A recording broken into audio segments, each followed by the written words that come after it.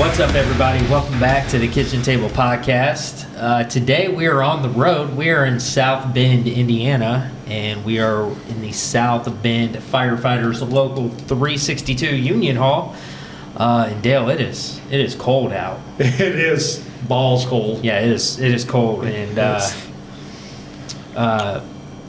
there's really? that white stuff falling from the sky too. We did that just for you guys. Thank you. We appreciate that. Yeah. You guys, your hospitality's been amazing. I mean, if we would have got in town just 30 minutes sooner, we could have seen a worker. That's right. Yeah, we just missed one. So, we're excited for this episode. We got 4 guests with us. We got Greg, Brandon, Derek, and Nick.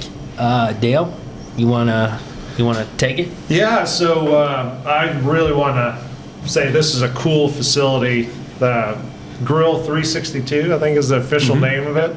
It's really cool. It's an old Moose Lodge. A lot of fire memorabilia. I love the black and white photos. Some really cool stuff. It just epitomizes, let's not forget where we came from, because we are here because of the heroes and the giants before us. And we're big on the giants and the legacies. So this is really cool. And we'll talk more about how this all came together. But first thing I want to talk about is, as of today, our line of duty deaths is year to date 74. So we'll remember those. We'll do a moment of silence here in a little bit. But this is a tough one. We are going to dedicate this episode to a young 18-year-old, Evan Neumeister, from the New Palestine area.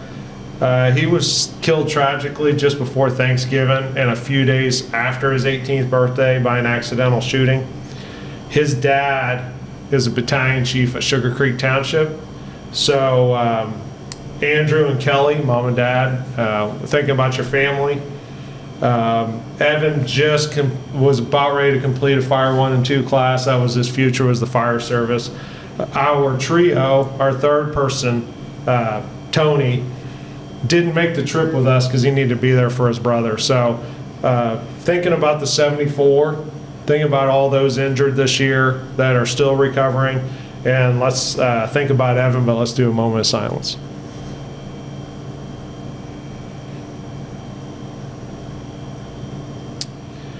Okay, so before we get into the introduction of our guests, when we were listing people that we want to have on the podcast, I thought of people that were knowledgeable, thought of people that I really appreciated having good, candid conversations with.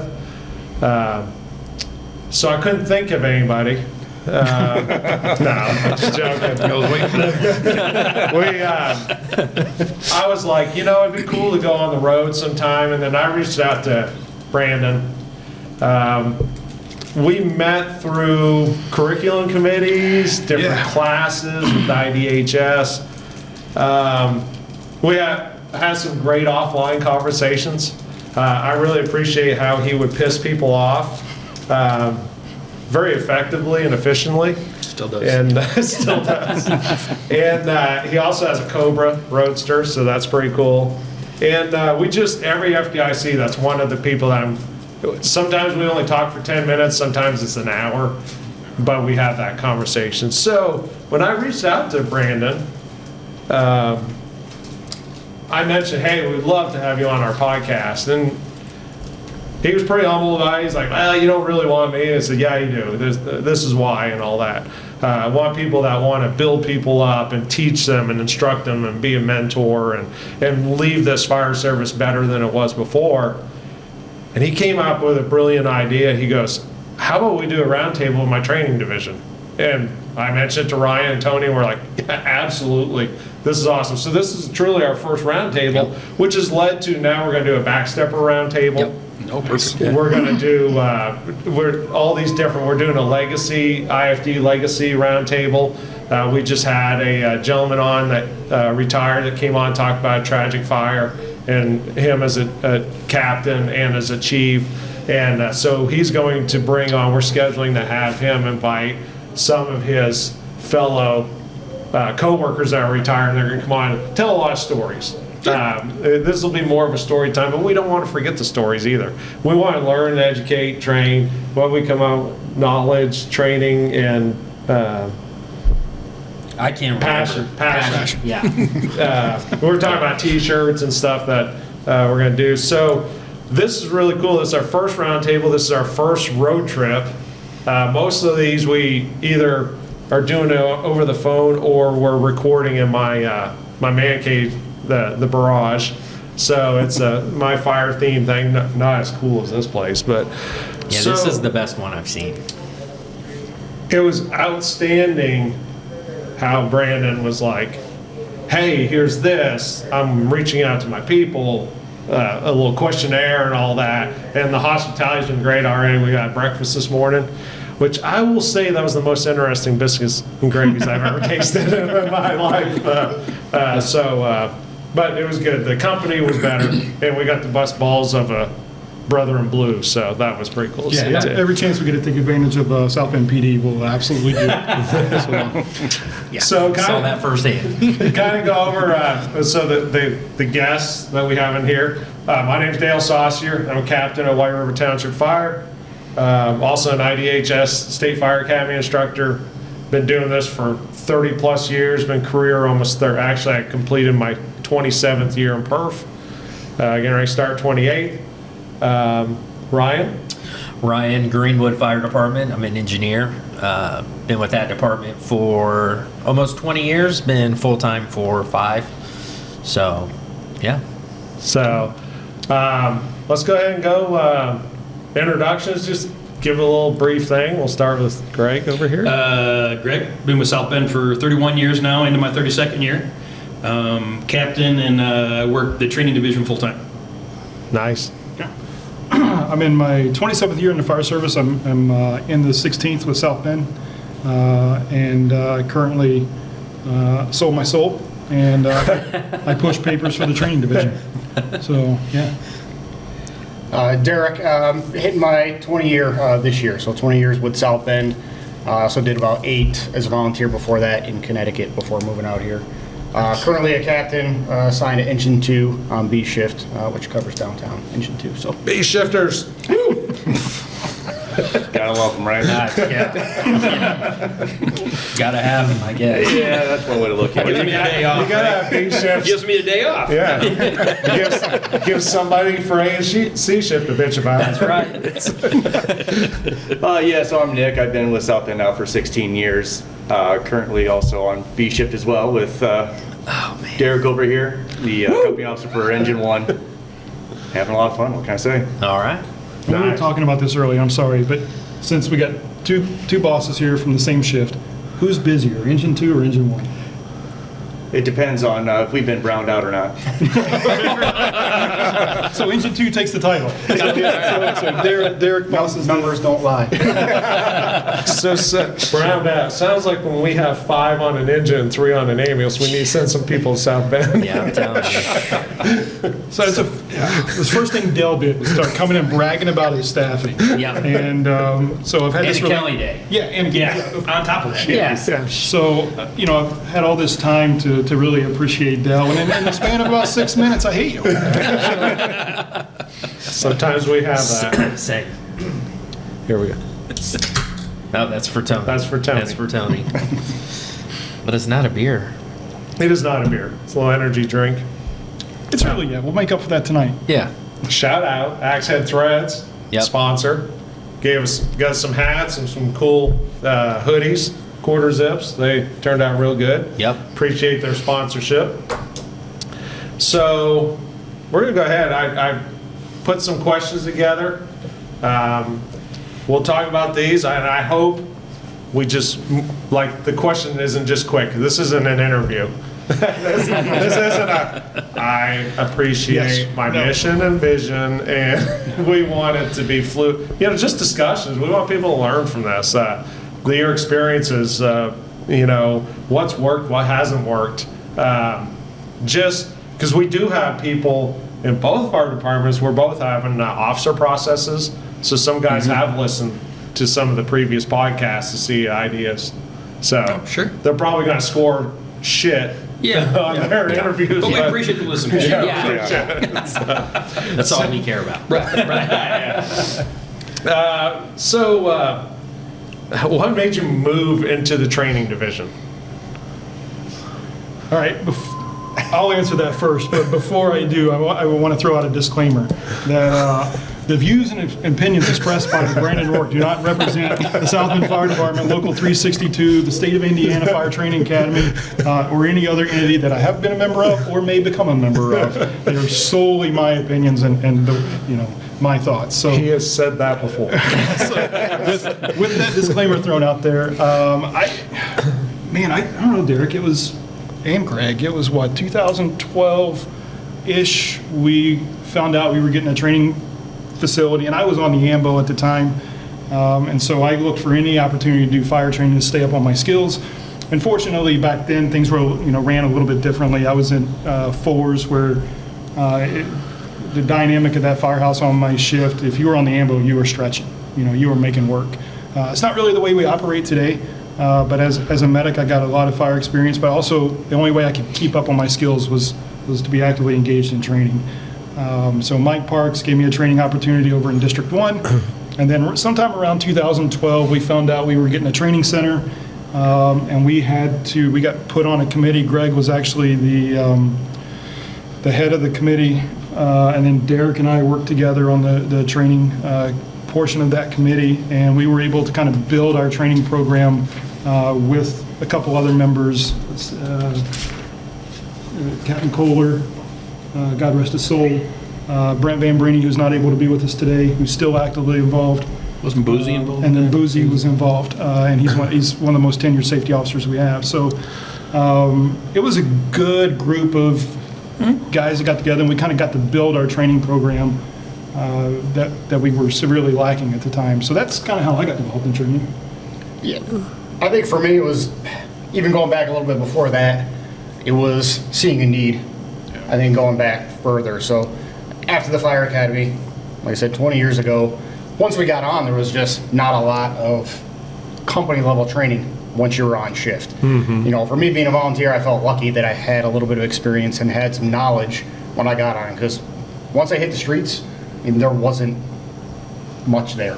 There wasn't. And you guys could agree. So going through those years, and it's really just buying some time, getting some time on the job before you could actually start to get noticed and maybe make a difference. So I got involved with the right people.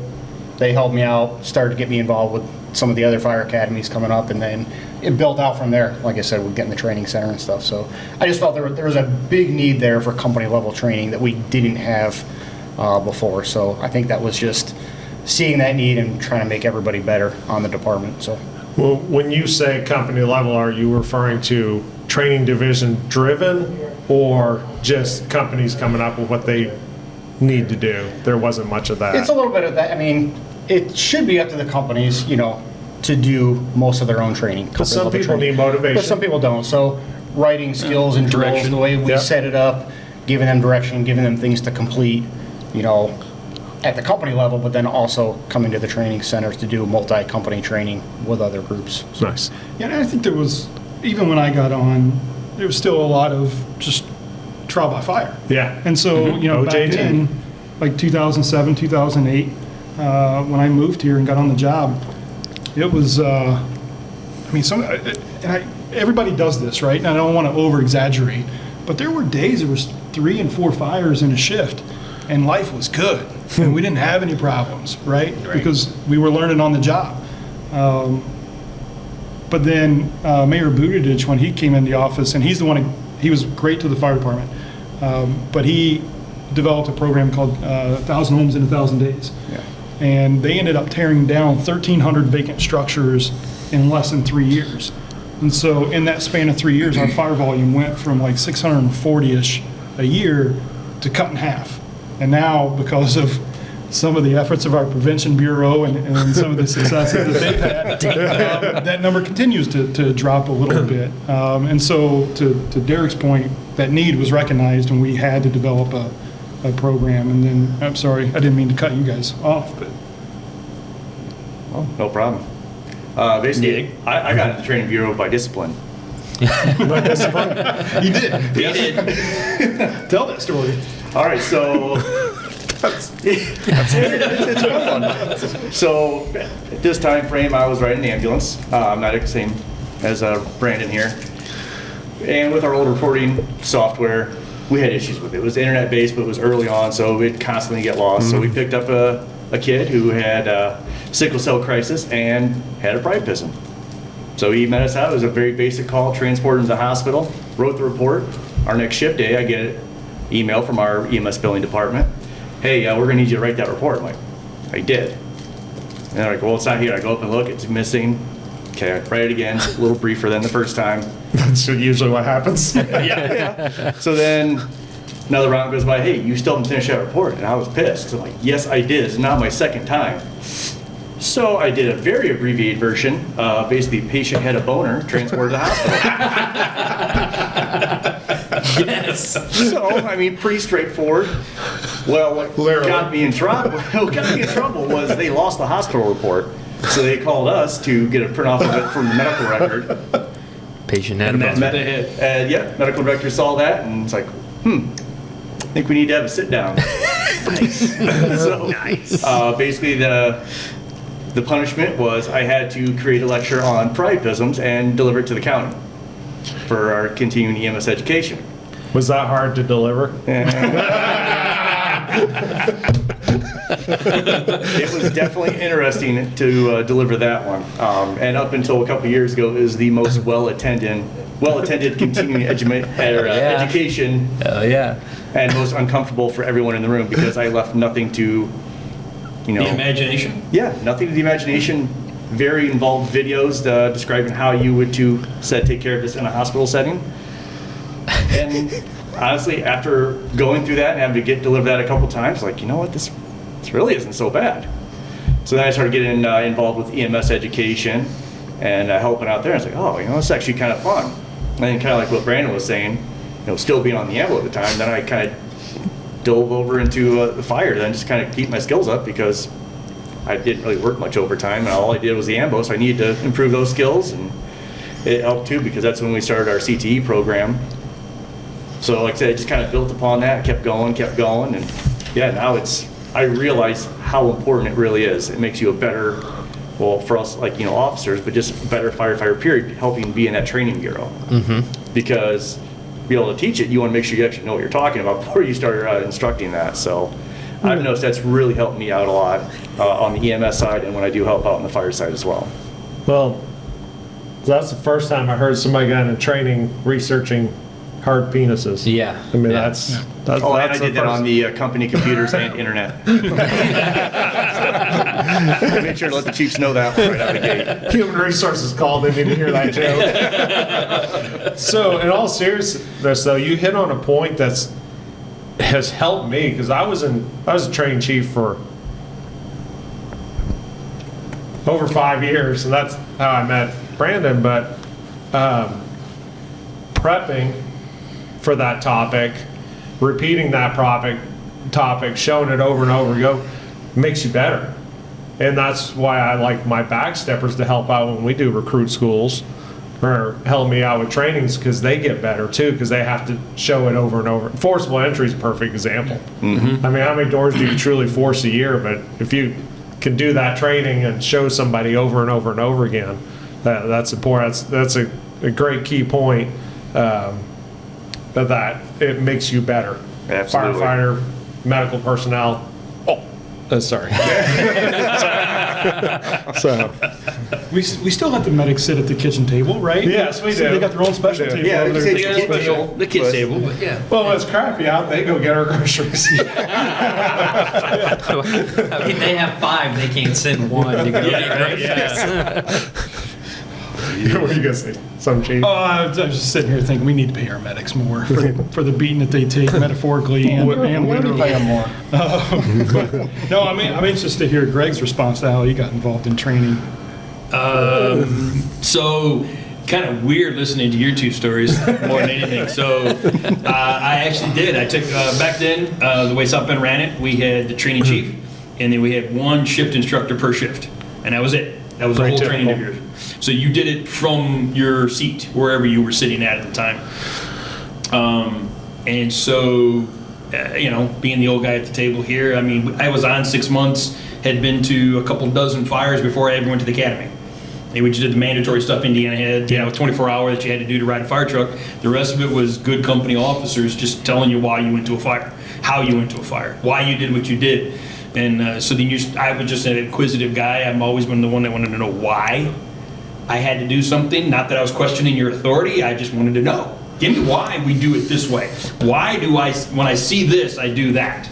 And so I started getting into that, and which then led me to reading articles and going to FDIC on my own and wanting to get the guys who were writing the books to ask them, hey, when you put this in your book, Tom Brennan, when you put this in your book about building construction specific to FDNY's buildings, can you tell me where I would find that in my Midwestern old industrial city? Yeah. So that's how I got involved with training, because the next thing I know, I started becoming a subject matter expert for the department, because I was one of the few guys going out doing that. And we needed a shift instructor to come up on the shift I was on, and so from my seat on the ambulance as a lieutenant, they thought I was the most qualified individual. So you can imagine being a guy on the ambo sitting in front of a bunch of old rusty firefighters and trying to teach them why we should be using an 1 3/4 hose instead of a booster line to go at a fire. So that's kind of how I got into it. Yeah. But then I felt the passion for it then, because like you say, I started becoming so much better because I wasn't going to be the guy standing up there without the answers. First thing a good instructor knows is you don't ever have all the answers. Right. So you need to be willing to say, I don't know, I'll find out for you. But I didn't want to have to say that more than a couple times any given lecture, any given training period. And so I just started diving into stuff. And so they said, okay, this is the guy. He's been reading more books than the rest of us have in the last 5 years. Let's let him do it. And I've been doing it ever since. Well, and how easy is it for him now to get on everybody's favorite friend, Google, Yeah. to see if you're Yeah. right or not, Yep. or to Yep. prove you're wrong? While you're sitting there in the room. Yeah. Yeah. Oh, yeah. Well, and I actually encourage the students to do that, because it'll do, well, let me rephrase that. I used to encourage the students to do that. Greg doesn't let me show up at the training center anymore. But it keeps everybody honest, right? Yeah. And so as technology changes, as the trade evolves, as the kids evolve, we can't always rely on the way that we've done shit. And that was always the thing that upsets every generation, is why are we doing this? Like, anytime anybody asks why, I was always, it's just the way we've always done it, kid. And then we just perpetuate that further down the line. Well, now the kids can take us to task on it faster and more readily available. Hell, they can have AI take us to task on Yes. it now. And so I encourage it, because it keeps us honest, and it keeps us vulnerable, and it creates an environment where we're going to travel this journey together. So. Well, and Greg, in one of your leadership principles, you said focus on the why. Yep. So those early company officers, you appreciated the why. Yeah. And sounds like it's carried through with you through your whole career. 100%. Actually, I always knew I wanted to be a firefighter. My dad was a firefighter for 25 years back up in Michigan where we grew up. So I grew up around the big red trucks. I'm like literally polishing the rims because I was as tall as I could be to polish anything on a fire truck. And so I just knew I wanted to be. So when I got out of my service time, even back in the early 80s, early 90s, medics were going to get hired above anybody else at a lot of different departments, especially the bigger progressive departments. So I took my EMT class, and it was fine, except it tells you, see this, do this. Yes. It didn't tell me why I saw this or why I need to do this. So I immediately put myself in medic school, because that tells you why the human body does what it does and how you're going to go about making any difference whatsoever, or you can do no difference, get him to the hospital. Yeah. So yeah, the why is big for me. Hey, John Shackelford, did you hear that? Red fire trucks. The only yellow ones here are at the airport. Yeah.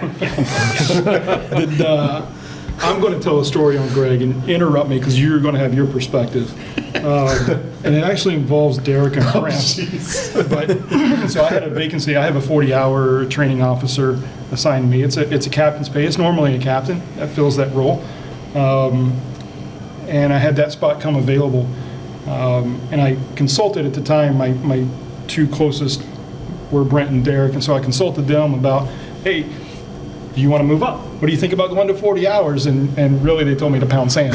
They would not even engage in that conversation. And I knew, and let's just be honest, let's call it like we see it, I fast-tracked in the organization.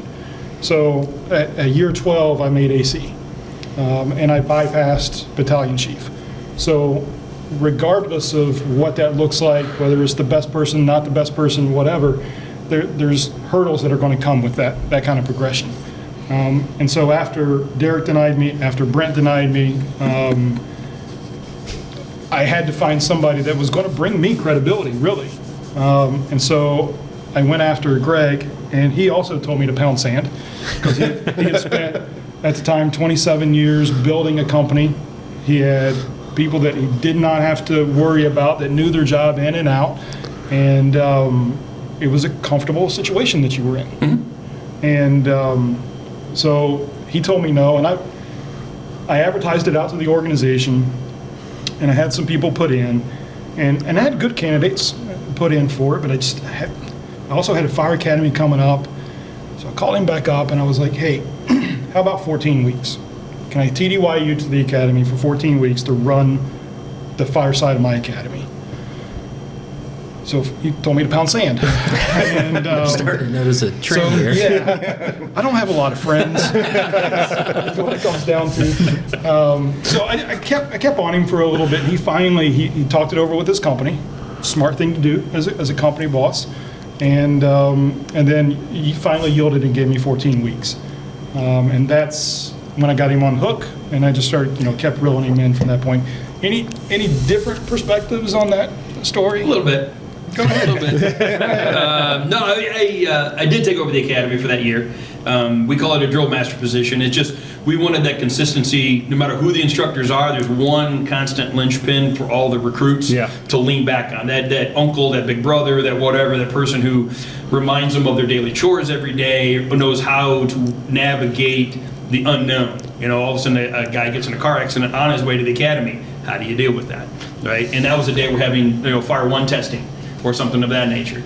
And so we try to have that 40-hour person there, even though we're coming off shift. We're just TDY there for the weeks.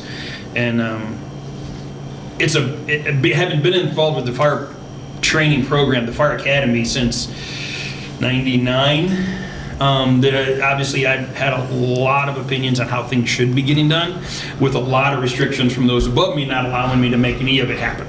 Not even like one little one each year type of thing. So I had kind of cornered him into the realization of, you're going to let me run this, right? You're not going to sit over there and roughshod me, right? You're not going to second guess me. As long as I don't do anything stupid, unsafe, or get you embarrassed in the public, we're okay, right? And he pretty much was like, oh yeah, please. So we did. And we had a good academy. We had a good group. We brought about my vision of what a fire academy should look like, which was, there's not one or two people teaching everything. Bring in your subject matter experts from the field. Right? So if you're going to do education, bring a guy off the education rig who teaches it himself on his own. And if you're going to do engine company apps, you bring your best company bosses, your best engineers, your best backsteps that are the guys everybody else goes to for questions. Mm-hmm. And that's what we did. We started grabbing people from all walks of our career, saying, you're one of the best we've got. Man, I'm not an extreme. You know how that is, right? The old guy in the house that everybody asks the questions to. But I'm not going to stand in front of a class. What are you talking about? No. I'll do the classroom side. I'll handle that with somebody. When we go to drill on this, I want your eyes on what they're doing, and I want your words in their ears. That's what I want. And so the Fire Academy was a less hard sell for him, for me, because that was something I really have a passion for. Let's get the new one walking in the door, realizing the Academy just scratched the surface. And we embed in you this drive to be better, the drive to do more, know more, earn more. We move it forward that way. So that was an easier sell for him than me. On that one, I was just sort of like, do I want to take this summer off? Yeah. If I'm not offense, then I'm not going to be getting up at 2 a.m. for grandma. Instead, I'm going to be working 40 hours a week with recruits all day. Uh-huh. And so that was a conversation with the company. And yeah, my guy, my backstep, he's an officer now. He made the captain's list here not too long ago, got promoted earlier this year. He just took over for me and ran the company as if I was there, which as a company boss, I've always told my guys, I got it from one of my old captains, one of my mentors, the best a compliment a company boss can ever get is from the battalion chief when you came back from vacation, and he goes, I wasn't even sure you were gone. Yeah. So your company respects you enough to do things the same way whether you're there or not. And he did a great job, and so we did a great job with the academy. And did you stay in that role then? Nope. No, you went As soon back? as the academy was over, graduation day, the next shift day, I was back on shift working my 24s with the guys on the west side. Bitching about the training division not doing it. Pretty much. I didn't believe you didn't buy me that new. Yeah. God, why are they teaching in that recruit school? Yeah. No. So I went back to the ship, and then I stayed there for like another year, 18 months, something like that. I don't remember what it was. And then the guy who was his 40-hour captain took a lateral move over to one of our inspectors, building inspectors, code inspectors. So he slid over to that position. And then he was really kind of in a bind. I need somebody now. And so he came knocking once again. And we had at least 3 sit-down heart-to-hearts. I've learned earlier in my career, you don't take a job unless you really want the job. And the only way to want a job and understand it's going to get done is go to the boss and make sure our philosophies line up. Yeah. They don't have to be identical. We just got to realize we both need to agree where we're starting at right now, condition of our department, training-wise and evolution-wise for this particular topic, and also where do we want to be a year or 2 or 10 down the road. Therefore, every decision I make is to achieve that mission. And even though it may not be the one he would have made, it lines up with the mission he has. He set forth the overall goal, I'm going to reach it. So we had to make sure we were on that same page. So how many 40-hour week guys do you have in the training division? 1. Okay. Yeah, we're a department of 256, and we put up 29 companies every day, and it's me and Greg runs everything out of that training center. I push papers, and then there's a And then cadre of cadre that individuals comes in. Yep. that are subject matter specialists that really run the ship. Yeah. So That's awesome. It probably, it's good to have some of those guys off the street too, coming in to help. I mean, Oh, it's tremendous. the one thing that solidified me getting him into that role, that made me where I really wanted to pursue him, is I showed up at the academy one day for non-academy reasons. And I look over, and I'll just throw the name out there because I can. I see Eddie Policki teaching. And Eddie Policki's He's got like a year less than me. yeah, so 30-year guy, rides the heavy rescue. He is a ball buster and jack job king. Oh, yeah. But to see him out there imparting his wisdom, and he's one of them that when you talk about being on the fire ground, most humble, laid-back dude in the world. But if Eddie Policki's there, people are in his shadow because they want to be close to him. And that kind of dude is, when I show up and I see him teaching, holy, that dude wouldn't do that for me, right? Yeah. So I got to have people that the body respects and looks up to and is willing to do the work. And so that's a lot of what Greg does, is sell that message. It's awesome. Awesome. It's good to have good people that necessarily aren't maybe the same personality, but philosophies line up and, Yep. and the mission and vision, and it makes it so much easier because people will pick up if there's strife Oh, yeah. in Oh, that yeah. office real quick. Yeah. It's also nice to kind of have the freedom to, like you're talking about with vision, have your idea of what you want, and then knowing that you've got the support without the micromanaging Yes. aspect. Yeah. Because that's one of the things, like when I did take over EMS education, was I would kind of go up to those guys, hey, what do you think about this? And I don't care. You're in charge. You figure it out. Like, Perfect. okay, I like it. EMS. I know you probably don't do that because you guys have 3 on your Yeah, back that's the other 4, the job, the other 4 people yeah. on your rig. Because you're riding the squad now, so you only go on like Right, fire it's alarms F9. and It's yeah. F9. Yeah. F9. Sometimes I have to F8 because we don't make it on the scene, and then I go immediately on duty. So yeah, okay, I understand that. I understand.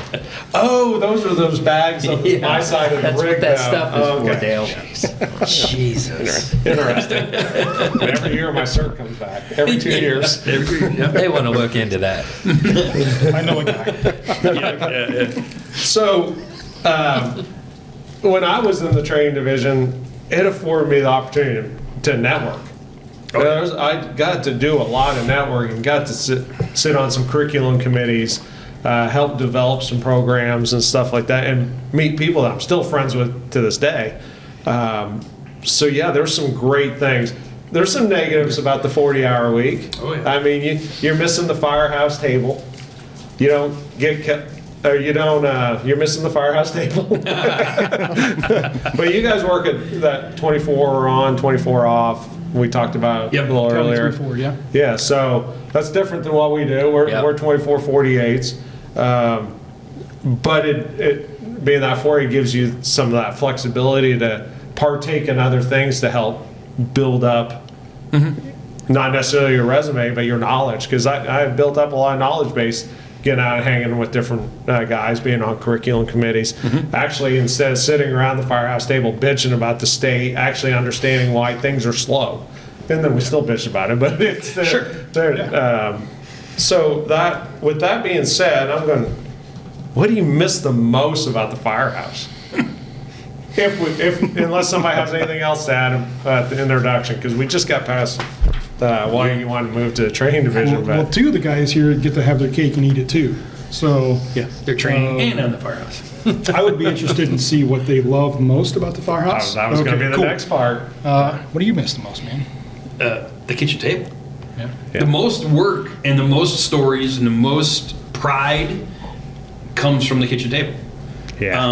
It's the morning coffee place, right, where we catch up on what you did your days off. And as a company boss, I got to know what happened with my guys' families. You know, so I also know where his headspace is today, right? Did he have a super busy days off and he's just coming back dragging? Oh, okay. Mentally you may be here, but physically you're kind of spent because you've been cutting trees all 4 days or whatever. Or hey, you got a sick kid at home. They kept you up all night, which means now you're kind of mentally and physically dragging or whatever. It's just that place where we solve all the world's problems over coffee, right? Or lunch or dinner or whatever the case may be. And that's where you solidify the family. And we always say that it's a brotherhood, it's a family. That's where it comes from. It doesn't come from the trainings, honestly. It doesn't come from the fires necessarily. It doesn't come from making runs. It comes from the kitchen table Right. and hanging out with the guys. Because we're not spending the majority of our time in fire apparatus. Yeah. It's Yeah. in the Well, firehouse. not where you're from. Not where except those on the ammo. So, I mean, that firehouse table, I love the firehouse table. We have a bay table, too, behind the engine. Yeah. You know, I'm we glad got- to see those coming back. Yes, Yeah. me too. And I know there's you got cancer and carcinogens and you're sitting in the bed. You know what? We're here for them. And if Yeah. we're sitting behind the apparatus, we can get on that rig quicker to help them. And that's why we're here. And, and I do value taking some risk, some reduction in our carcinogen exposure and our cancer. And The Flame Decon, Yeah. KTP 15 for 15% off. there we go. See how we led into that? So, Nice. but that's one of our sponsors, Flame Decon, and Tara would be mad if she heard me saying, some of the things, but we can reduce, we can't eliminate. Correct. We can reduce, and I know probably through the years you guys done drastic changes to make sure. We're super cancer aggressive Yes, within our organization. because you showed us a picture over Cobra. there. Yeah. Several of the gentlemen in that picture next to the rescue, brain Yeah. cancer, Yep. cancers. the list goes, I mean, we've had, I feel like we were inordinately hit with cancer In a for short a while. amount of time, So yeah. I'm sensitive to the cancer issue, but never at the cost of the public that we serve. Yes. And I think never at the cost of one of the bigger issues facing the fire service right now is their mental health. Mental Yeah. health is And huge. if you're not sitting in that kitchen table, if you're not at that bay table, if you're not busting chops, and I'm glad to see that stuff's coming back. It really is. I think we're starting to take a turn on some of this PC stuff, and we're starting to see a little bit more liveliness in the firehouses again. And so I'm thankful for that. And to your point, I mean, I agree with everything that you mentioned about the firehouse. So I won't take the kitchen table aspect of what I miss the most. But being in my position now, Greg and I had a conversation a while back. I miss being connected. Yes. And so as a 40-hour chief, it is very easy to settle into your role and feel like you're still connected to the street. And you're not. And there's not a single one of our chiefs that are, and myself included. And so I miss that connection. I miss being thought of when my old peer group does trips. I miss being included when they go out and drink beers. Just this past Friday, I worked 12 hours out of Engine 10. It was a vacancy. Nobody in the local picked it up. They were going to mandate, so in that circumstance, I can pick up some time. So I picked up the first 12 riding the seat down at Engine 10, and it's a double house right now because they're rebuilding 8s. And the looks you get when a white shirt walks in the morning, like everybody's on edge, right? Like I feel it. Great, he's here. Yeah, exactly. Put everything away. Or it's like, who's in trouble? Yeah, fucked up today. It's almost like you're the smelly kid, right? And you're walking back into the schoolhouse, and everybody's talking, and that's what I miss being able to come in the front door and immediately getting my chops busted, immediately, and I do my best. you do well, but I miss that connection. Yeah, see, I missed, but I love now, even like the kids. Watching the kids, right? I mean, we've got several on my shift that just had children, and watching them grow up already. Now they're 6 months, 8 months, year, because I know how valuable that was and influential to my son who's on the job. I mean, he grew up in a firehouse, and he's a career fire. Fortunately, he's at my department, which is awesome. But it's those connections, those connections that we have. One of the things I do when we sit down in the morning and do roll call after we do turnover with the crew or we're leaving, we sit down and do roll call. I look at everybody's eyes, and I can see if somebody's having a bad day. And we just went through that with one of my backsteppers. That morning, he texted me, he says, we're at the hospital, we're having the baby. Had the baby about 8 o'clock in the morning. 4 o'clock that afternoon, he found out his 19-year-old nephew was killed in a car wreck, same day. So, I mean, that's family. Yeah. That's family. I was Ryan Battalion, I marked the battalion out of service, marked his engine out of service, and we went to the showing. It's stuff like that, but watching the kids grow up, that to me is cool. That's cool, and believe me, that time goes by quick. But the firehouse table, the bay table, the kitchen table, I mean, it's just, I'm preaching to the choir. Yeah. It's just the awesome time. I mean, we solve all the world's problems. Yep. Every election, it gets heated. Yep. And My favorite too is once dinner's done, like at my house, we stay. Yeah. We just sit there, plates sit. Yep. Some guys get up, take their plate, put it in the dishwasher, and you come back and you just still sit. I'm sorry, they put it in what? It's a dishwasher? Those are the rookies that we have. That's Brody, right? That's probably, I thought, But that's my favorite. Just you sit don't there. let the ice maker break next to the dishwasher. You don't hear the end of it. They have to go downstairs to the second ice maker to get ice. That's the guy with 5 on his company. Yeah. But no, that's my favorite. Is you sit there, you don't get up. You still stay there and you bust each other's balls till 7, 8 o'clock at night. Yep. And Because the conversation's still good. it's still, absolutely. It's still good. Yep. The company's still good. Bust out a game of marbles or cards. I mean, Yep. I truly miss some of the things I miss about older times. Yes, I'm old, Ryan. Yeah, I said we're before aware. you did. Was, now they complain the Wi-Fi is not strong enough. But us, if we didn't have a full deck of cards, That's when that was a bad day. Yep. That was Because a bad we day. weren't going to be able to go to the store because they weren't letting us leave the firehouse either. It was probably B shift that fucked that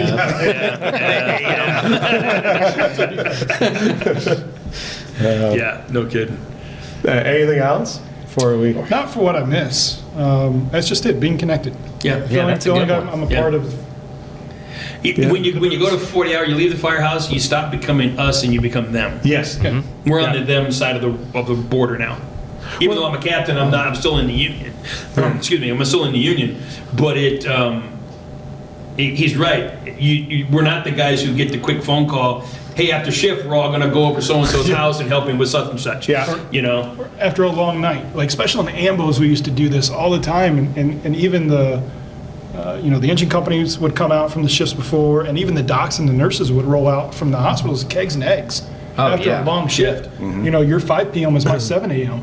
So we're going to roll over. There's a couple little restaurants in town that you get your breakfast and you get a couple beers. Man, I And, love that. Yeah. That's cool. And That's it's cool. harder to come by these days. Well, it's Yeah. special, It's you're developing that kind of a relationship, bringing everybody together, and that bond gets stronger and stronger. Yeah. Sure. And that was the thing too. People say, when I took the role and went to the admin, they were like, "Well, don't forget where you came from." Well, you necessarily don't forget, but you have a different set of rules. Well, and you lose that connection. Yep. Yeah. You don't get to hear the morning exchange gripes and bitches and moans. The only thing I get to see is what's in the morning report, or what's in the general reports when they get it, and that's only if I take the initiative to go look at them. Yeah. So like, you're just disconnected. You're absolutely disconnected. And then you got the world of social media. You see all the crews going out, pictures of them hanging out and all that, and you're like, Yep. I guess we hate each other in the admin because we never hang out. Yeah, it's company photos. Those are my favorite. Yes. Yep. Yeah. I think those are so important. I mean, clearly here you guys have the company photos. Yeah, You we've got this culture. after after a job or whatever. I mean, those are the important pictures right there. So we had one of our firehouses, well, 2 of our firehouses have a bunch of pictures up, and one of the pictures was a couple guys sitting in a garage after it caught fire, attached garage, single family residence, and they're sitting there and they're holding a frozen pizza that's all burned up. So we just recently, back in the summer, hired 24 new full-time firefighters so it could be all career. And one of the guys was walking down the hallway and he goes, "That's my house."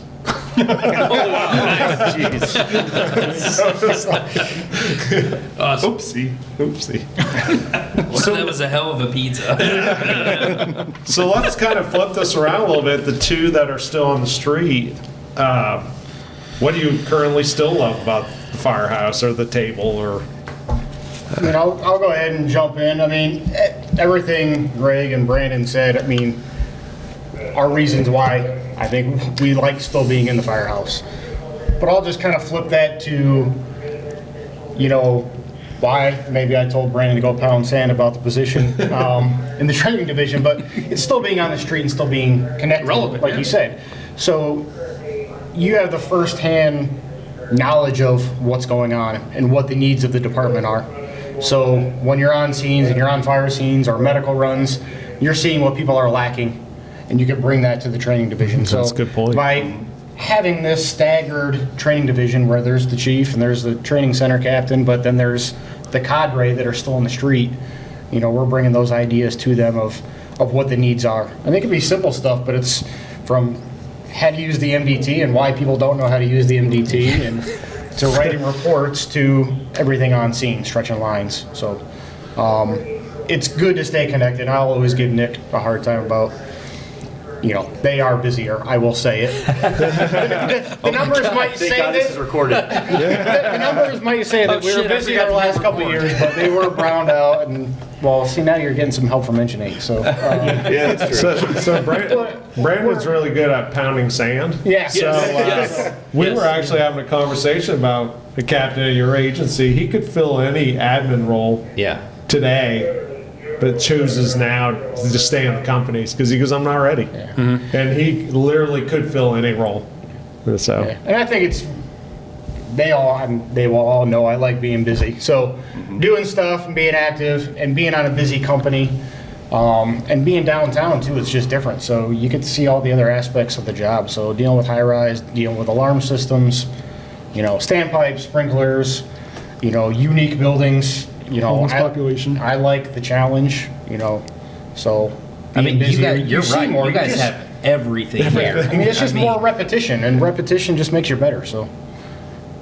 Well, I completely agree on that aspect. The whole nice thing about being in one of the, and we're just south of downtown, but we still go into a fair amount of it. And it's kind of nice to get that training because, some of the outlying stations, they don't ever do that. So when Right. you go to a high-rise alarm, if they're riding up or they have to go there first in because we're on another call, well, they're kind of like, oh, hey, what's going on? And that's where it's kind of nice, like he's saying, okay, we can see that's a deficiency, let's try to address that.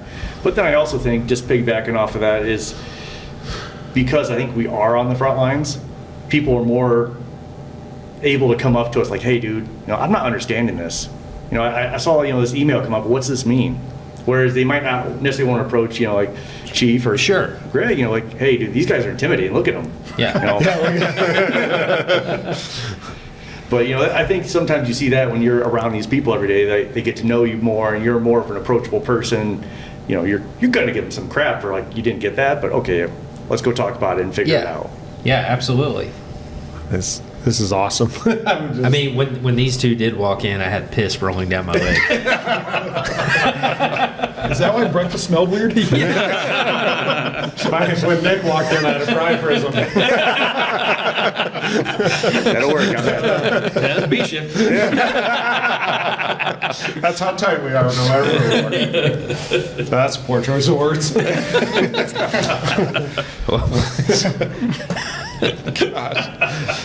Fucking B shift.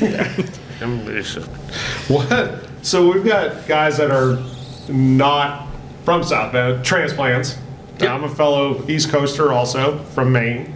So Virginia, or West Virginia.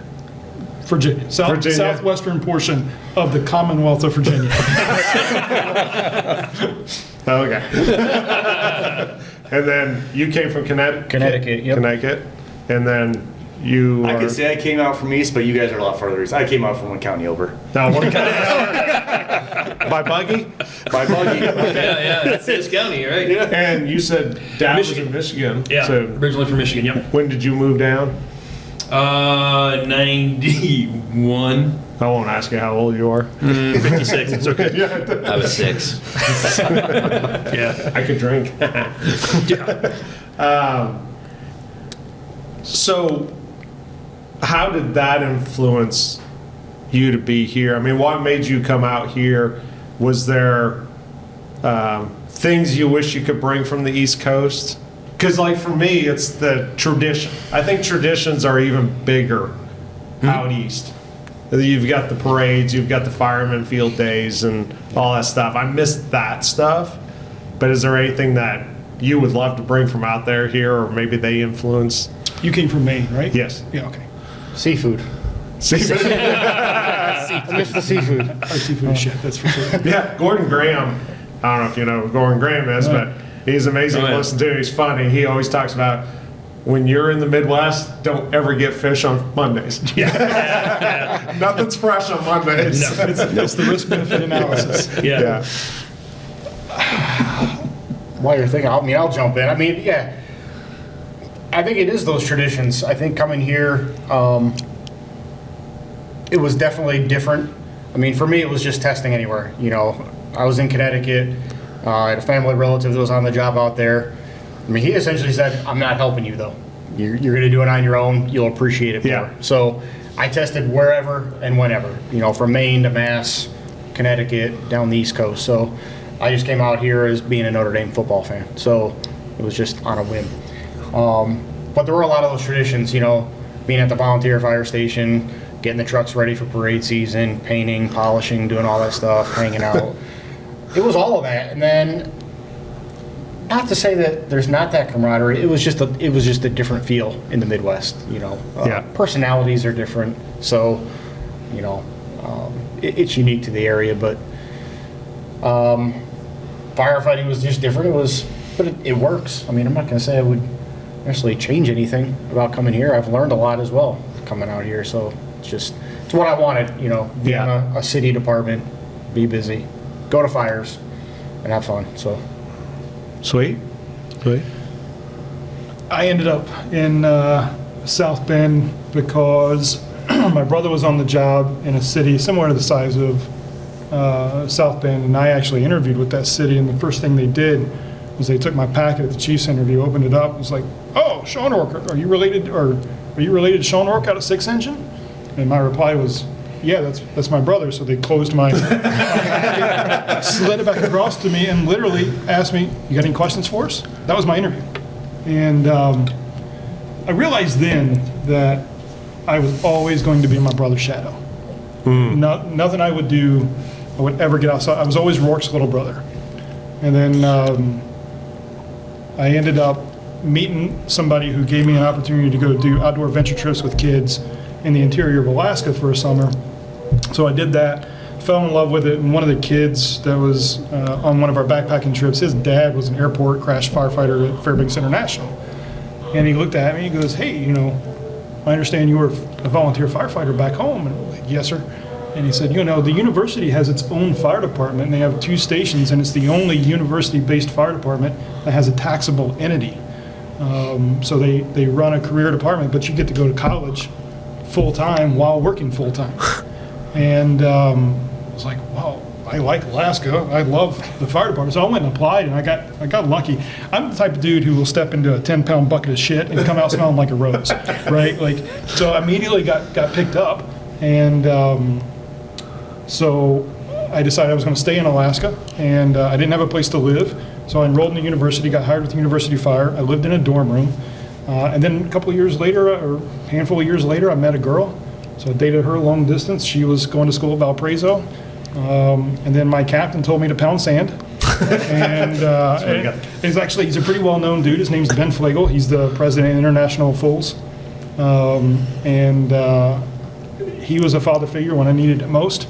And I'll never be able to show him the gratitude for the leadership and direction that he provided me in my life at that particular time, because that organization, because it's college-based, the average age of the firefighter is like 21. And then they have these career bosses. And so it was a lot of debauchery going on at the University of Alaska. I mean, it's long winter. You got to stay. But it had a very much East Coast feel with like the brother and sisterhood. We were aggressive, but intelligent. But he just pulled me in his office one day and he's like, "Hey man, your destiny's not here. Your destiny's not here. He actually said, "You're never going to find anybody better than her." And so at first I was really offended. My heart was broken that this man that I looked up to didn't want me around. But it was like a week later, I sold my shit, turned in my notice, and moved to Valparaiso, Indiana with a duffel bag. And South Bend Fire was the first ones to give me the offer. And so I went here, and that's how I ended up as a Hoosier. That's a pretty awesome story. Hoosiers? Hoosiers. I embrace it now because my family thinks I lost my accent, and I'm now just an uppity Yankee. So, I'll take it. And we can go the other direction. Yeah, You keep saying use. So you're talking about like traditions in the fire service and whatnot. I'm a complete mutt. So like the language that I use is not. And maybe that's one reason I really like the Midwest is South Bend is kind of a mutt between the traditions and styles of like Detroit and Chicago. And so maybe that's why I like it here so much. Just blend from them. I was shocked when you guys said Bears fans, some Lions fans, and some Packers fans. Yeah. And a couple Colts fans too. Yeah, there's Colts too. Of this high? Oh, okay. Yeah. Okay. Definitely. People are not very good, but I'd say I've become a Colts fan anyway, though. So. Yeah, right. I'm also an outsider. Well, who is there in Connecticut? They used to have the Whalers. yeah, they just beat IU the That other was day. my battalion chief and I had the conversation many years ago. He was grilling me on what state the city of New England was in. And I'm like, no, it's a conglomerate of states in the Northeast. It's not, he goes, no, there's got to be a city. I mean, they got a football team. I'm like,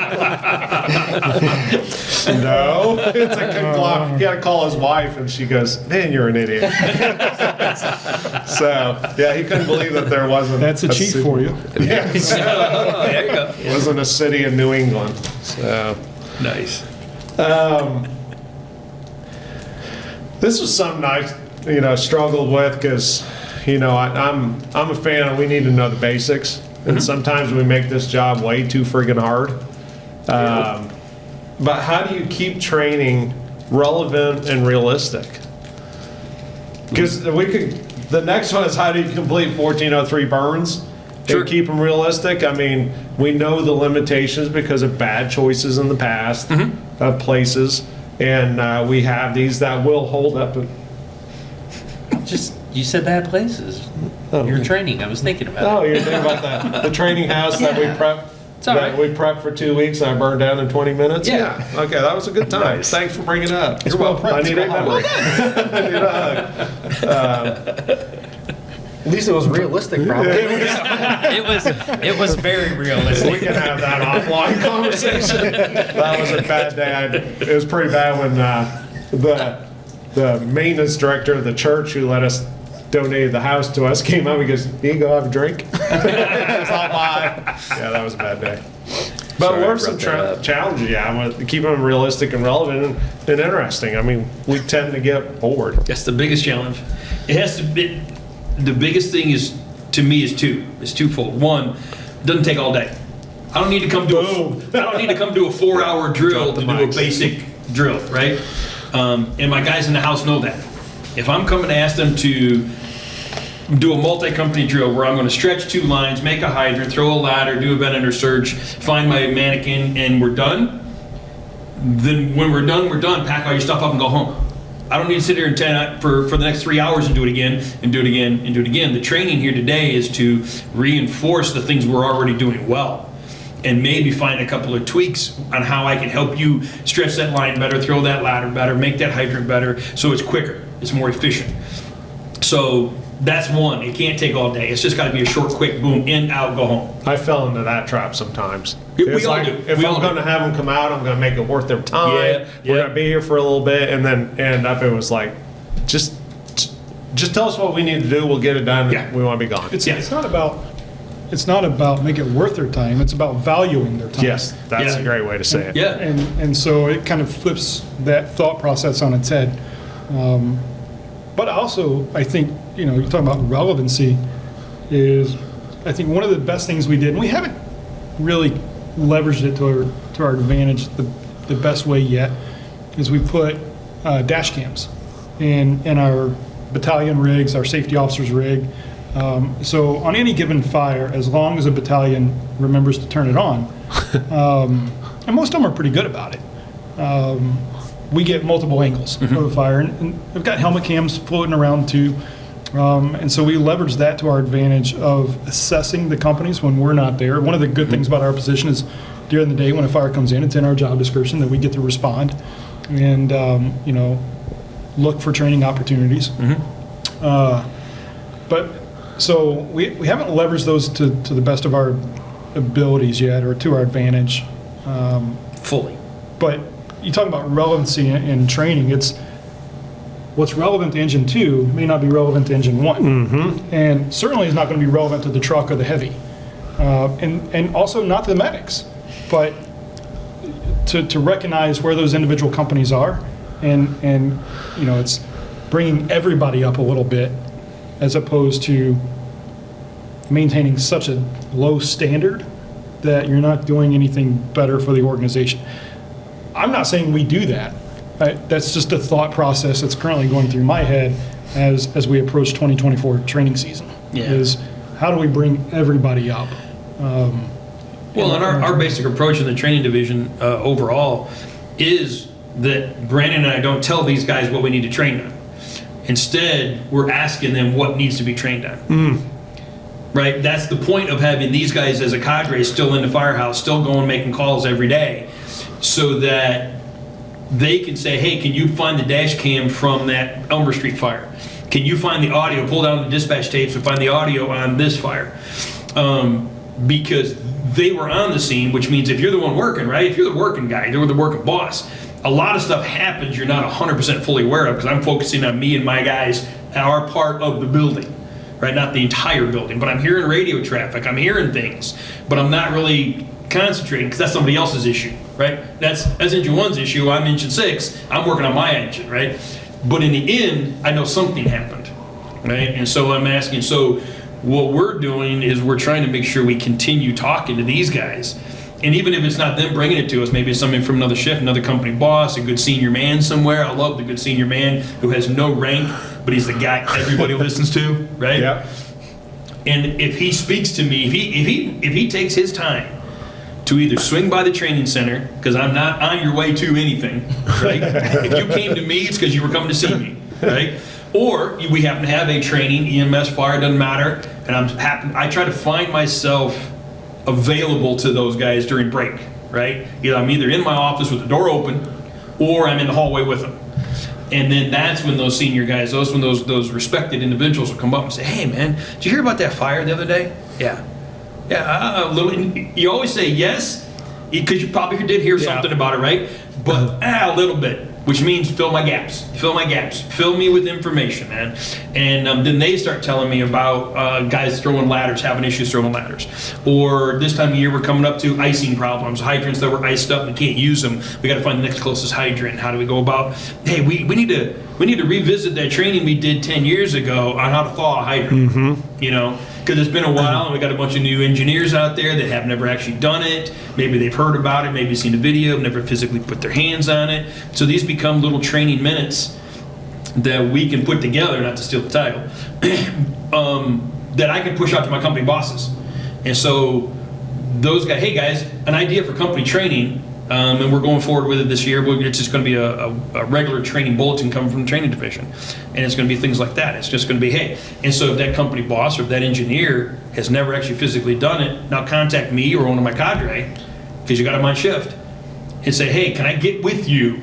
Now all of a sudden I've got company training taking place that's not necessarily directed by the training division. It was maybe inspired by a thought, but it was inspired by a thought. Guy's got 25 years and he's one of the best engineers on the job. And he just happened to come across a problem that he had to remind himself how to solve. And so he's like, hey man, if I have to remind myself, maybe somebody else does too. You want to bring that out? We'll punch it out, we'll let the guys handle it. That's the best way to keep it relevant, is because it's coming fresh. And then the way I view our job, and I know he's on the same page with me, because we communicate well enough on a regular enough basis to make sure we're still staying on that same mission cycle, right? And so my job is just to reinforce the ability for these guys to come talk to us. Guys who maybe before there's animosity between the chiefs or between the training division or between the operations, BCs, whatever. What are the guys that are respecting? They just stay out of this. They just stay out of it. I'll stay back at my firehouse. They don't put their 2 cents worth in. Instead, create the environment where they want to come talk to you about stuff. And go, hey man, I noticed you listened to so-and-so, I've also got something for you. Now next thing you know, it is so relevant because it's what happened yesterday or the last call today. You know, so that's the easiest way for me. Keep in touch with the street. We realize we're disconnected. Even though I'm a company officer, I'm no longer a company. I don't have a company anymore. So I have to stay connected to these guys to tell me what do we need to do. So we go to fires. We went to one this morning. I observed multiple things that I saw as teaching points that we need to move forward. I've already talked to a couple of our guys that are kind of leading out truck company operations, engine company operations, said, hey, have you been seeing this too? Yeah, now that you bring it up, yeah, I've seen it too. So now we're going to start working towards, that's going to be one of our next topics coming up. So, Now, do you guys do incident action plans after like a working like a event? review? Yeah. No, not near as Not as like we much as should. Not like we should. So I didn't stick around for the incident this morning, but certainly a fire that will get reviewed. The problem that we have organizationally is doing it in a timely fashion to keep it relevant. So the company bosses or the battalions might have their own, but even that's probably hit or miss. It's really on the more larger scale ones that we actually come Yeah. together as a battalion to do it. So I don't know what, or if anything was done, because it was cold, it was miserable this morning too. So Yeah. I don't know how long they would have kept those companies there, but that fire's definitely going to get reviewed. but it's now incumbent upon us to make sure that we do it in a timely fashion and Yeah. push it out to everybody in the organization, because not everybody was there. And this is certainly an incident that we can glean a lot from. So, Now, you guys as bosses, is that something you guys are hitting on the way back to a firehouse? You know, to the firehouse? Hey, this is what we did. This is what I see as an issue. I mean, are you guys talking on the way back? My lieutenant is real big because it's still fresh in our heads about, we're on the drive back, we're discussing, hey, we sucked at this, we were good at this. So, Oh, absolutely. I mean, I'm sure Derek is the same way, but yeah, we're always kind of reviewing our actions, what we could have done better, could have been faster doing this. And I'm sure Derek's going to say the same as well. But even like if we're on scene in an on-deck position, we're not just sitting in the front yard with a tool waiting to go. Right. We're constantly looking. And that's one of the things I'm always trying to show one of the newer guys I have, like, hey, you know, look at the signs. This is what we're looking for. Try to use it as a teaching moment Sure. for him. But then also, like I said, we have a good crew that we have a good idea where we're going to go in that house if we need to do something. Yeah. So we try to pre-plan as much as we can before we get an assignment. Yeah, for me, I mean, with my company, we're always reviewing stuff. I take it upon myself to pay for, Broadcastify, so we'll pull up the radio traffic after the fact. So once we get back, typically get cleaned up, either talk about it that day or the next day as training. So review radio traffic, what was good, what was bad, what we did, what could have been better, any teachable moments, Sure. that'll make us better the next time is what we're looking for, so. oh yeah. The one thing I learned relatively quickly in the training division was I try to do like a canned training for everyone. And quickly realized that, some companies are advanced more than others. Some need more help. Some don't want to say or answer anything in front of a large group. Yep. So I would learn that I was going to have some options. So if this engine company comes out, I know that their boss trains on advancing hose. So we're not just going to do a hose advancement thing. We're going to add maybe standpipe operation, or just add that. And then I would also know that we had some company officers that wouldn't say anything in front of a group. So sometimes I would just schedule them alone. Yep.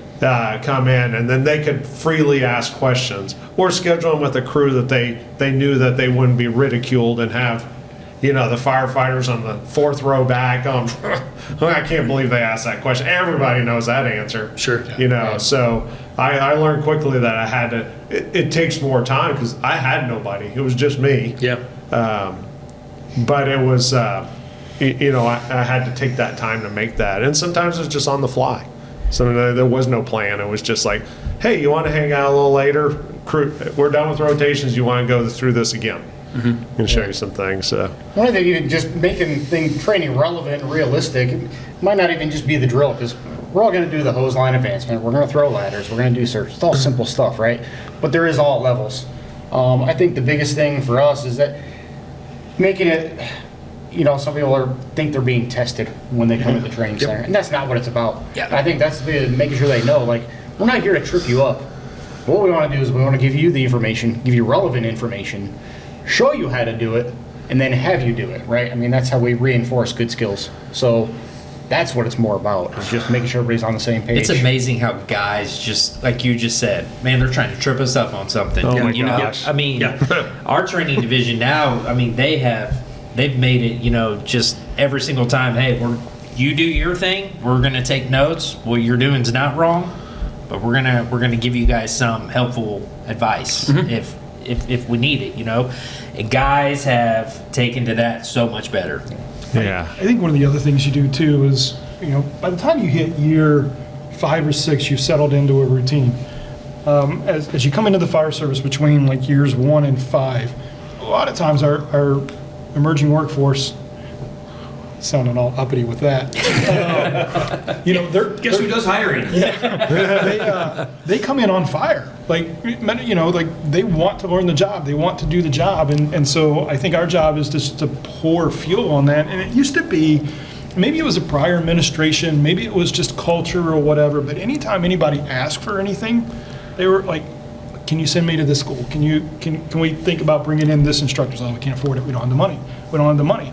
And so like when I got promoted, man, I went up and I was dumbfounded at how easy it is to get yes. And, you know, I'm going to brag a little bit.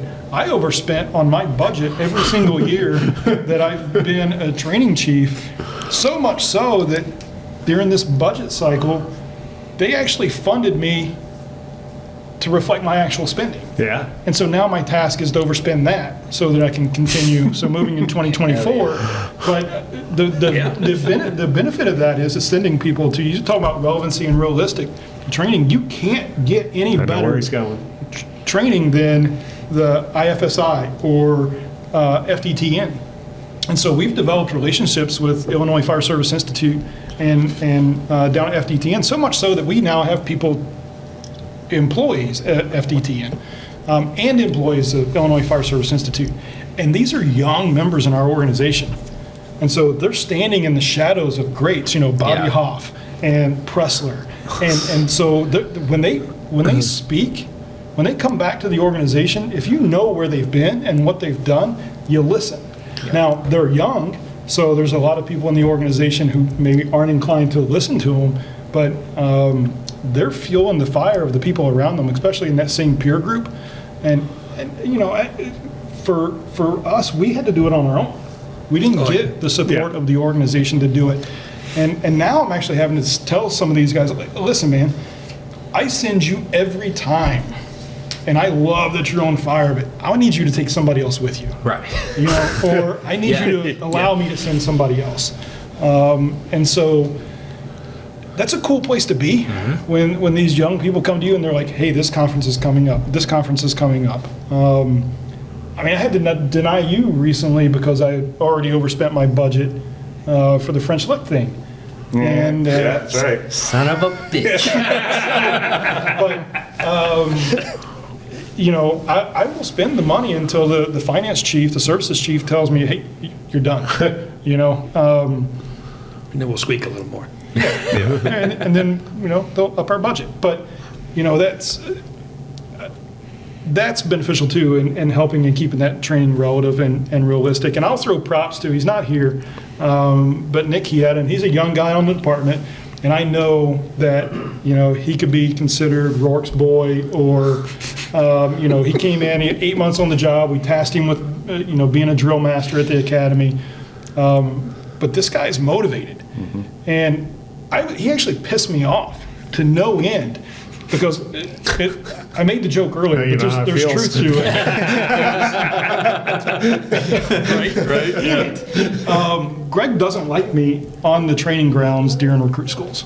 And he has a very good reason for it, and it's because there's the chain of command, and we subscribe to that, and they shouldn't have complete access to me. And I buy into that message too. But I came over for something else. I think we were prepping for a Lake Effect Probably, conference yeah. or something along those lines. And I look over and I've got Stretch Martin over there teaching nozzles and hose. I look over and we've got some other outside the agency instructors there teaching. And then I've got senior members teaching. And the things that Nick was doing in the academy really pissed me off, because they were simple things. And when I ran the academies, when I was a drill master, I didn't do those things. And so it made me feel like I did a disservice to everybody who ever came up underneath me. And now this guy is set the bar pretty high. And the good thing is he brought people in to set that bar. And so if Nick Chietta, if something happened to him and he took a job somewhere else or left this area or whatever, there's people that know how to do what he just did, because he created that environment to foster those people. And that's remarkable for a guy to come in and wear that weight on his shoulders at 8 months on the job. Yeah. And so I'll throw him props all day long, and I know he catches so much shit for it. It's unbelievable. It's a lot. Yeah. Well, he was one of the laterals. He had 8 months with us, but he'd been with Valpo for 10 years before that or something, 10 years, something like that. 10 years. He was a Yeah. lieutenant in He was Valpo. lieutenant in Valpo. But there's some And we guys did a that- lateral side. So So to only South Bend our time guys, is what exactly. matters. To our guys, he was Yeah. brand new. And, Yeah. and there's relevancy to that. So those individuals have a legitimate position because South Bend doesn't do shit like Valpo. Let's be honest. Two totally different demographics. It's like comparing South Bend to Carmel, Yeah. right? It's the things that we're doing up here are completely different than what they're doing down there on a daily basis. Just like South Bend and Gary are two totally different worlds, and so it helps if you've got some of that exposure and that experience within the organization. But what he had done on the training aspect of things, and the way he had propelled himself when he came into our organization was top notch, and he's a go-getter. So I'll throw him props all day long. Well, and that's things I could think about now. If I could go back when I was in that position, I would have never taught it that way, or said this, or done that. Because there are things 30-degree fogs counterclockwise.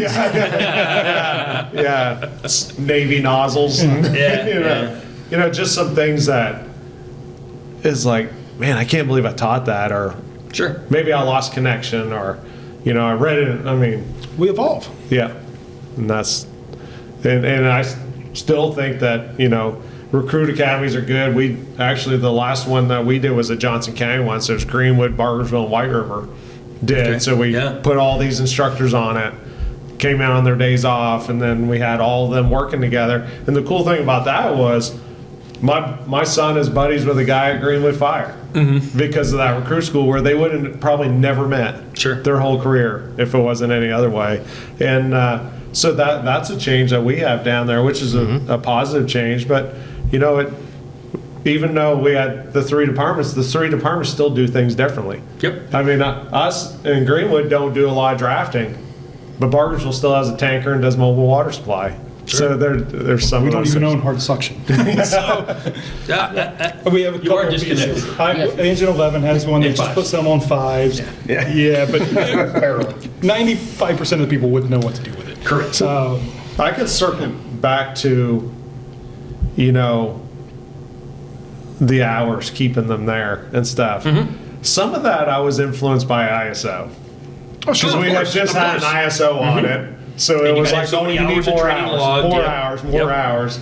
So we had that, but then I could jump to one of these other questions when it comes to ISO is the annual mandatory trainings, but we're not going to talk about that right now because I actually enjoy the conversation we're having now. We're not going to talk about OSHA and all that, but you know, sometimes those outside influences, They do. they get us. I mean, we got dinged on hazmat.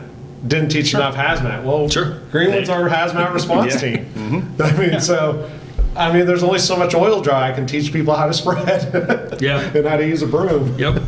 You know, my lieutenant says the number one hazmat tool is a shovel. That's all you need. Pretty much. Can't answer with my thumb. I'm far enough away. He'll teach you hazmat class, and he's like, you got a shovel and a thumb, you're good. Yep. Because you guys are a hazmat. You Yeah. got a hazmat truck and. Yep. And we're an ISO 1, Yeah. but I'll be, again, transparent. We're an ISO 1 by like a half a point. So we still have a lot of room to grow. There's a lot of things that we need to do.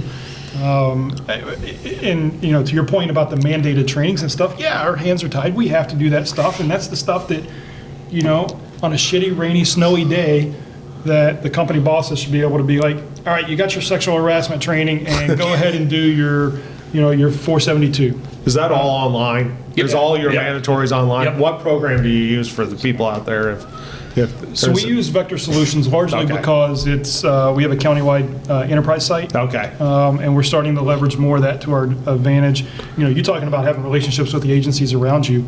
When we came on the job, you know, South Bend was an island, Yeah. and we didn't converse with anybody else around us. And I think now, man, it's, you know, we've got some really motivated people in positions of leaderships in various positions of leadership throughout the county where, you know, Clay Fire, Mishawaka Fire, Penn Fire, Southwest, South Bend, you know, Notre Dame. Warren, New Carlisle. New Carlisle. We don't do anything without talking to each other.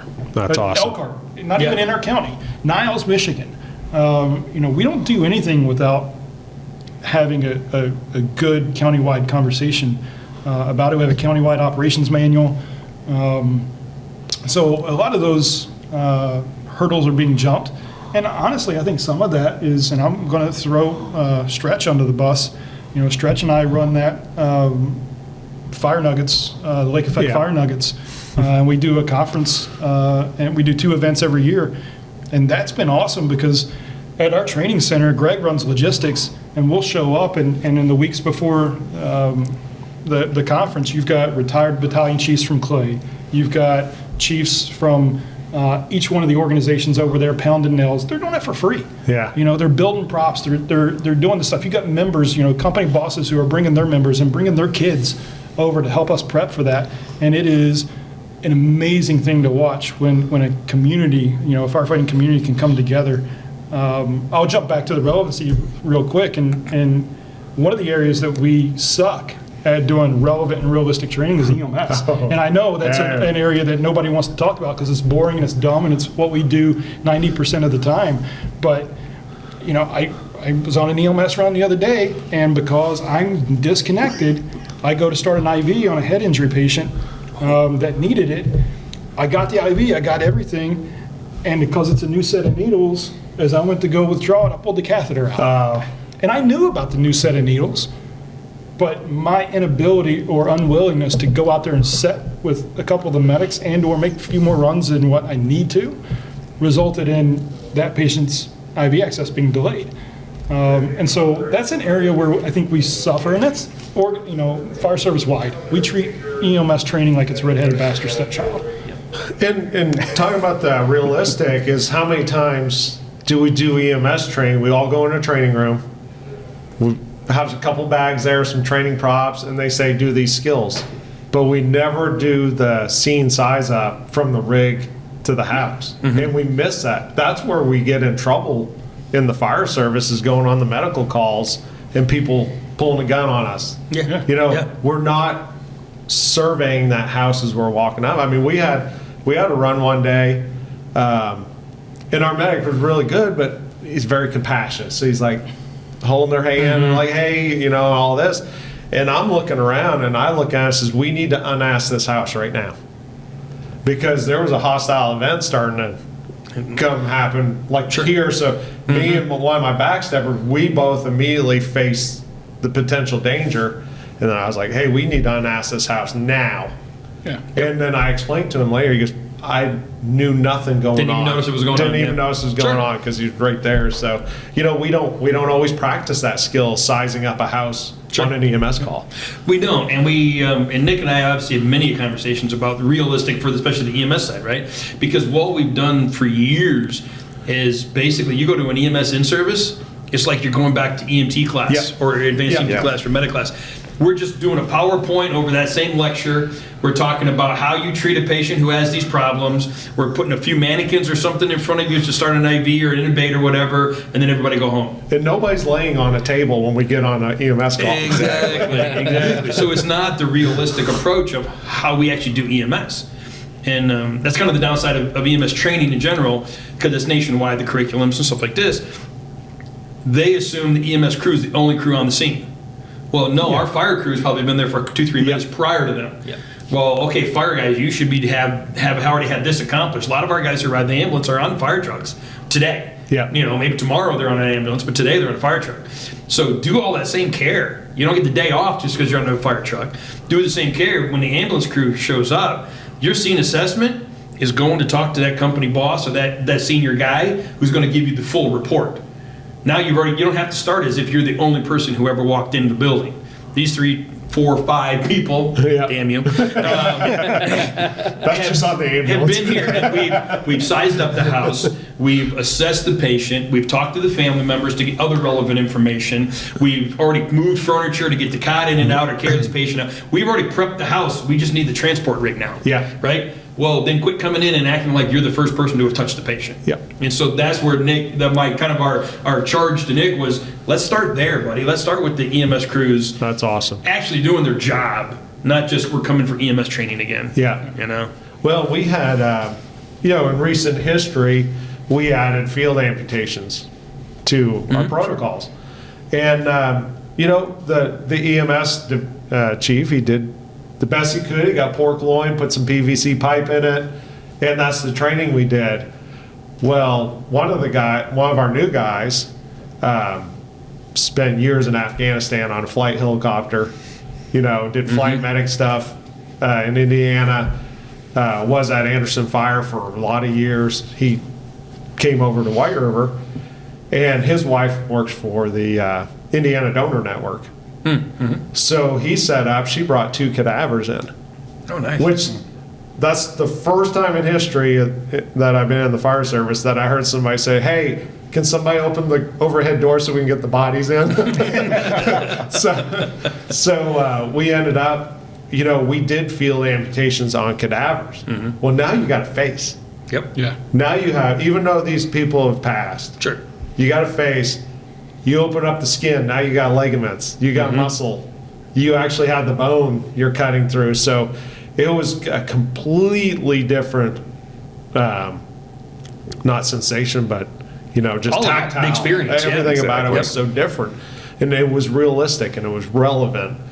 Not everybody has access to cadavers to do that to, but everybody got a chance at least once to make the incision and also to cut the bone. So Right. that was really cool. But yeah, I mean, I made the throw up in my face talking about EMS, but I mean, it's what we do. It's what we do. Sure. And we put those training scars that people talk about all the time in EMS trainings.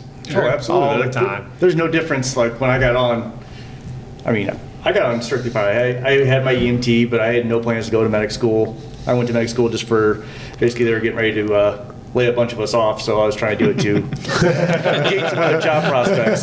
But it's something I kind of fell into. But you're right, the training's always been really boring. You come down once a month, you sit there, you listen to somebody talk in front of the projector, you're not paying attention. And that's one of the things we've really wanted to change. Luckily, we've got support, but I mean, a lot of it comes to like our training mannequins. It's the same ones I have when I've gotten on. Yeah. Like we're doing ITLS right now, and our IV arms. Granted, they've been torn up from just that, but also doing advanced EMT courses. So if the person in charge of the IV station didn't wipe down those arms, you've got all the sodium chlorides right on top of the veins. So I mean, everybody knows where everything is, and everybody's like, oh yeah, just start that IV. Is it realistic? No, not at all. And that's why we've looked at, and the problem is they're not cheap, and with training budgets always being really low, get more realistic style things that we can use. So there's devices out there that you can actually have the person wear. I was going to ask you about that. Cut suits. Yeah, they got those suits, so you can do trauma or wound packing, you can do needle decompressions, you can do a crike on someone, like an actual person moving around. And eventually we're going to get towards that. But Did you listen to Mike Rowe by chance? They were talking about that on like $25,000 or something. Yeah, About 26 grand. Yeah. but that's something that would be great to have. But until then, let's make do with what we have. Let's try to make more interactive trainings. So like what we've done now, instead of, hey, guys, we've got EMS training today, come on down. And we've always kind of catered to the EMT level. That's just kind of what our trainings have always been. Make sure you get those guys their hours. Well, then your advanced EMTs, your paramedics are bored as hell. I mean, they're not engaged. Every audit and review on board as hell. It's like, Yeah. So now we've gotten to the point where we try to split it up. Now, granted, it's more manpower heavy for our trainings, but luckily, they don't mind paying the overtime to get more instructors, but we tailor it. So, okay, so for this training, let's say we're going over burns. Okay, now we got somebody, their station's focused on EMT level care. Somebody's focused on advanced level. Someone's focused at paramedic. What are things that we're going to be doing? What are we expecting you to do?